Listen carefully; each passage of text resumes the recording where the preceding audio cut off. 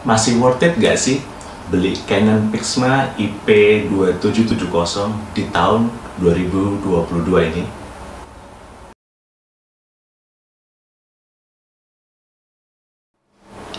Oke, ini adalah Canon Pixma IP2770. Sudah bukan produk yang asing lagi kalau buat teman-teman yang biasa pakai printer inkjet ataupun beli printer inkjet di kelas entry level. Mungkin pernah ada yang punya printer ini. Ya, printer ini memang sudah cukup lama di Indonesia untuk dijual ya. Semenjak tahun sekitar 2010 kalau nggak salah. Aku dulu waktu awal kerja di bidang printer sampai akhirnya keluar dari bidang printer ini udah ada dan jadi printer yang paling gampang dijual ke konsumen di kelas entry level. Harganya waktu itu masih sekitar 600 ribuan, 625, kemudian naik lagi di 725. Dan aku kaget sekarang harganya adalah sekitar 800 ribuan. Harga resminya 799, tapi rata-rata toko printer itu ngejualnya 800 sampai 875 ribu. Tergantung mereka belinya berapa ya dari distributor gitu. Nah, printer ini ya standar lah ya untuk printer di kelas entry level. Printer paling murahnya Canon di inkjet ya ini, printer untuk perorangan dan juga small office ya biasanya yang pakai printer ini. Nah, seperti yang terlihat cukup simple, ukurannya, dimensinya masih cukup lebar dibandingkan printer-printer yang sekarang, apalagi yang dibandingkan punyanya Epson ataupun Brother maupun Canon yang sudah pakai sistem infus bawaan pabrik. Jadi masih cukup besar. Panjangnya sekitar 44 cm, tingginya sekitar 12-13 cm, terus lebarnya sekitar 24 atau 25 cm gitulah. Jadi ya meskipun masih cukup compact bentuknya, nggak terlalu tinggi, cuman dia cukup makan tempat dibandingkan printer-printer seri terbaru. Ya wajar sih, ini udah 10 tahun lebih dan masih ada sampai sekarang. Padahal sebenarnya Canon tuh udah ngeluarin produk ini semenjak 2010 itu sudah dibuatkan pengganti berkali-kali dari versi tipe MG, tipe T, tapi sampai sekarang nggak ada yang bisa ngalahin penjualannya ini untuk di kelas harga 1 juta ke bawah. Ini laris banget.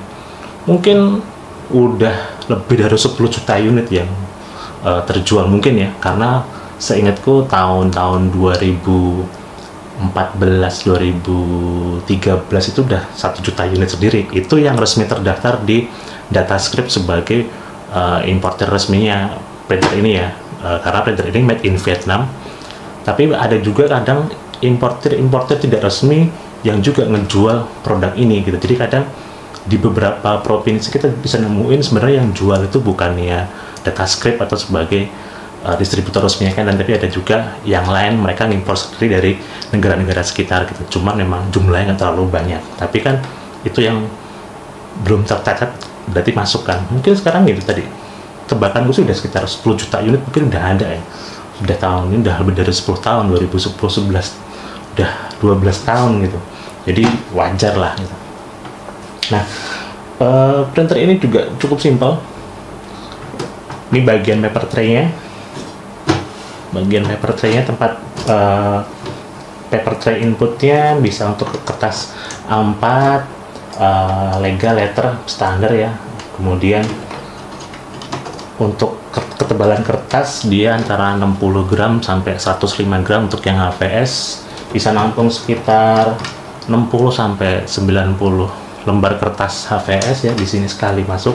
Cuman sebaiknya jangan terlalu banyak biar nggak memperbesar kemungkinan terjadinya paper jam atau print kertas nyangkut. Jadi cukupnya aja, jangan terlalu penuh, jangan terlalu rapat juga.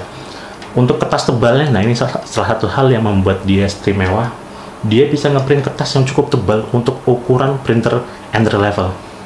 Hasil fotonya juga sebenarnya lumayan bagus. Jadi dia bisa, aku sendiri pernah nyoba sampai ketebalan 260 gram itu kertas, 260 gram kertas foto paper yang tebal itu dia masih sanggup gitu. Yang penting masukinnya satu-satu, jangan langsung banyak gitu. Satu-satu dia udah masih bisa narik dibandingkan printer-printer L series punyanya Epson maupun Canon G series yang terbaru gitu, yang paling murahnya ini buat ngeprint satu persatu kertas tebel itu masih lebih oke. Dan menariknya lagi, head printnya itu ink dropletnya itu sekitar 2 PL. Itu berarti kecil banget, dan dia bisa untuk resolusi yang cukup bagus untuk ukuran harga printer di bawah 1 juta rupiah. Biasanya kalau printer dengan 2 PL itu biasanya harganya di atas 2 jutaan itu, bahkan ada di atas 3 jutaan. Makanya ini cukup bagus. Sayangnya memang ya belum ada sistem infus bawaan pabriknya maupun head printnya yang mungkin memiliki kekuatan terbatas untuk ngeprint di warna-warna yang full block ya, yang full color, yang full block cukup banyak. Ini head printnya nggak sekuat itu. Cuman untuk ngeprint HVS kertas dokumen gitu, ini bandel, makanya dia laris.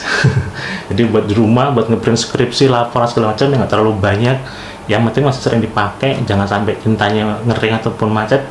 Printer ini memang bener-bener durability-nya bagus banget.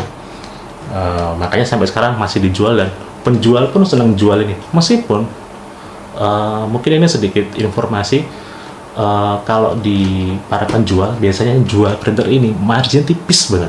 Jadi teman-teman kalau misalnya mau beli printer ini ke toko gitu, kalau mau nego jangan jem-jem ya, karena mereka itu yang jual printer ini marginnya tuh cuma sekitar 50.000 sampai maksimal 100.000, nggak lebih dari itu, bisa jarang banget untuk menjual printernya aja ya, belum termasuk infusnya. Jadi kalau misalnya mau beli ini ya negonya jangan kejam-kejam lah ya, karena marginnya tipis banget. Tapi memang ngejual printer ini termasuk yang paling gampang ya, karena ya paling murah printer entry level, adanya cuma ini, dan juga ada punyanya HP. Biasanya HP itu selalu ada printer yang menjadi pesaing dari tipe produk ini. Kayak misalnya sekarang mungkin udah HP Ink Advantage berapa ya, sekitar 2, mungkin yang 2447 lah, masalah 2448 ya. Dulu pernah keluarin yang lebih murah dari ini, harganya selisih 100.000 kalau nggak salah, HP Deskjet 1010 gitu dijual selisih 50 sampai 100.000 lebih murah daripada ini. Cuman tetap aja kalah penjualannya sama si produk ini. Nah, printer yang aku tunjukkan ini sudah menggunakan sistem infus modifikasi ya. Jadi printer ini cukup kuat jika cartridge-nya dan juga head print-nya itu dimodifikasi menggunakan sistem infus ya, yang biasa kita temukan ya. Biasanya kalau misalnya pasang sistem infus seperti ini biayanya tambah 100 sampai 200.000 tergantung jenis tabung yang digunakan, biasanya plus tinta atau enggak, kurang lebih segitu sih range harganya. Jadi kalau ada juga yang ngejual itu, biasanya kita temuin beberapa penjual ngejual printer ini tanpa cartridge, harganya sekitar 450 sampai 550 ribuan. Itu biasanya digunakan buat mereka yang mau langsung infus. Jadi cartridge-nya beli sendiri atau sudah ada, atau pakai ya cara-cara lain lah yang mau menekan harga penjualan sepaket dengan sistem infusnya ini. Nah, makanya mereka cari margin tambahan dengan cara menambahkan sistem infus. Kalau enggak ya seperti yang aku bilang sebelumnya, memang margin dari penjualan unit printer ini sangat-sangat tipis gitu. Nah, cartridge-nya menggunakan seri PG810 untuk blacknya, kemudian untuk colornya pakai tricolor CMY gitu. Dia tipenya yang CL811 gitu. Jadi kalau ada tipe printer lain juga, Canon juga kalau nggak salah yang pakai cartridge model ini. Nah, cartridge ini yang juga membuat printer ini masih cukup laris dan banyak yang pakai, karena cartridge-nya itu sangat mudah untuk dipasangi sistem infus. Ya mudah banget sih enggak, cuman cukup kuat karena nggak semua printer di entry level itu sanggup dimodifikasi kalau nggak head print dan cartridge itu kuat untuk dipasang sistem infus untuk jangka waktu yang agak lama gitu.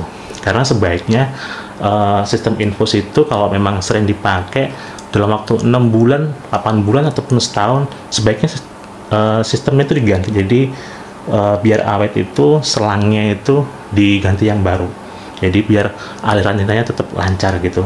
Kalau head printnya rusak, harganya kalau nggak salah 280 sampai 300 ribuan gitu untuk yang originalnya. Yang kompatibelnya juga kalau nggak salah ada yang non orinya gitu, harganya jauh di bawahnya, tapi kualitasnya memang nggak sebagus yang original. Kemudian harga untuk cartridge-nya ini yang bikin mahal sebenarnya. Kenapa akhirnya banyak yang dipasangi sistem infus tinta ini ya.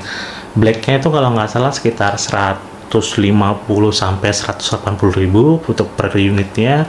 Untuk yang colornya sekitar 185 sampai 220 ribu per unitnya. Itu pun isinya cuma dikit.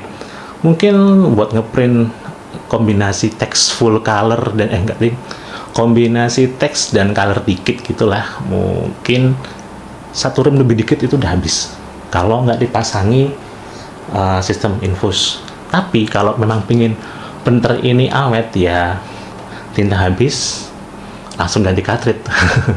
Pasti lebih awet, cuman ya biaya cetaknya jadi lebih mahal gitu. Kalau pasang infus ini kan ngisi tintanya lebih gampang, kemudian harga tintanya juga lebih murah, jadi dan dia bisa ngeprint dalam jumlah yang lebih banyak.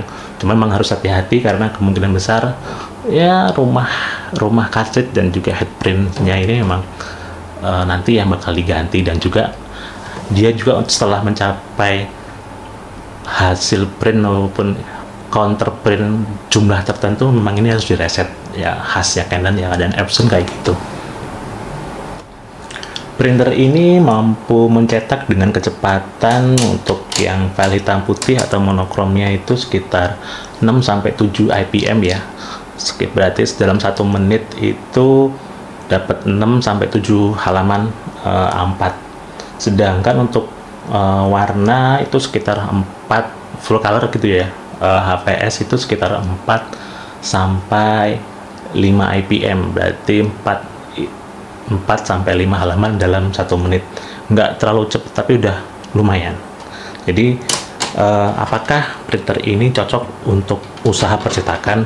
Tergantung sih. Kalau print shop kayak misalnya untuk ngeprint di sekitaran daerah kuliahan ataupun daerah perkantoran gitu, tapi kayaknya nggak mungkin kalau perkantoran ya, daerah kuliahan gitu, untuk print shop yang jual jasa print tugas ataupun skripsi itu masih bisa mengakomodir sih.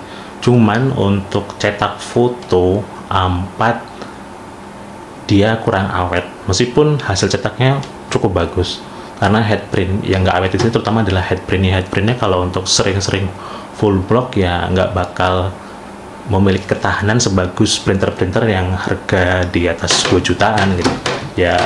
Menyesuaikan lah dengan harganya gitu. Makanya kalau misalnya kita di tahun 2022 ini, mungkin tahun depan masih ada gitu, beli printer ini masih worth it nggak sih loh? Kalau memang budgetnya di bawah 1 juta, nggak butuh fitur scan, nggak butuh fitur copy, cuman buat ngeprint aja, terutama untuk dokumen color dan kadang berwarna, foto juga kadang-kadang nggak setiap hari ataupun terlalu sering, printer ini cocok untuk teman-teman di perorangan maupun small office yang pola mencetaknya seperti itu.